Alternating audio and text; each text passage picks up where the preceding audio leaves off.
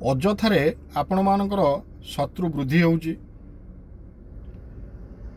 ଅନ୍ୟମାନେ ଆପଣଙ୍କ ଆଡ଼କୁ ଆକର୍ଷିତ ହେଉନାହାନ୍ତି। କୌଣସି କାର୍ଯ୍ୟ ଯଦି ଆପଣଙ୍କର ଅଛି, କୌଣସି ବ୍ୟକ୍ତିଙ୍କ ପାଖରେ ବାରମ୍ବାର ତାଙ୍କୁ ଅନୁରୋଧ କଲା ପରେ ମଧ୍ୟ ଆପଣଙ୍କ କଥାକୁ ସେ ଗ୍ରହଣ କରୁନାହାନ୍ତି, ସମ୍ପର୍କରେ ଗୋଟେ ଭଟ୍ଟା ପଡ଼ିଯାଉଛି। ମୁଁ ଆପଣଙ୍କୁ ଗୋଟେ ଉପାୟ ଆଜି କହୁଛି। ଶୁକ୍ଳପକ୍ଷ ଚତୁର୍ଥୀ ତିଥି କିମ୍ବା ଗୁରୁପୁଷ୍ୟା ଯୋଗ କିମ୍ବା ରବିପୁଷ୍ୟା ଯୋଗ କିମ୍ବା ଶୁକ୍ଳପକ୍ଷରେ ଯେଉଁଦିନ ଅନୁରାଧା ନକ୍ଷତ୍ର ଭୋଗ ହେଉଥିବ, ସେହିଦିନ ଗୋଟିଏ ଶ୍ୱେତ ଅରଖ ବୃକ୍ଷମୂଳକୁ ଯିବେ।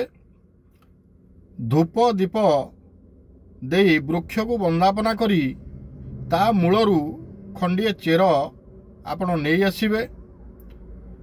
ସେ ଚେର ଖଣ୍ଡକ ଆଣି ଆପଣ ଖଣ୍ଡେ ଆପଣଙ୍କର ପର୍ସରେ ରଖିବେ ବା ଗୃହରେ ରଖିବେ ଏବଂ ଦୈନନ୍ଦିନ ସ୍ନାନ ପରେ ଆଉ ଖଣ୍ଡିଏ ଚେର ଆପଣ ଚନ୍ଦନ ପେଡ଼ିରେ ଘୋରି ତିଳକ କରିବେ। ଏହା କରିବା ଦ୍ୱାରା ଆପଣଙ୍କର ଆକର୍ଷଣ ଶକ୍ତି ବୃଦ୍ଧି ହେବ। ଶତ୍ରୁମାନେ ଆପଣଙ୍କର ବଶ୍ୟତା ସ୍ୱୀକାର କରିବେ।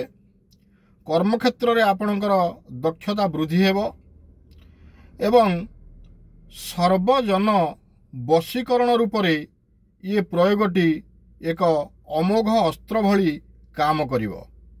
ଧନ୍ୟବାଦ।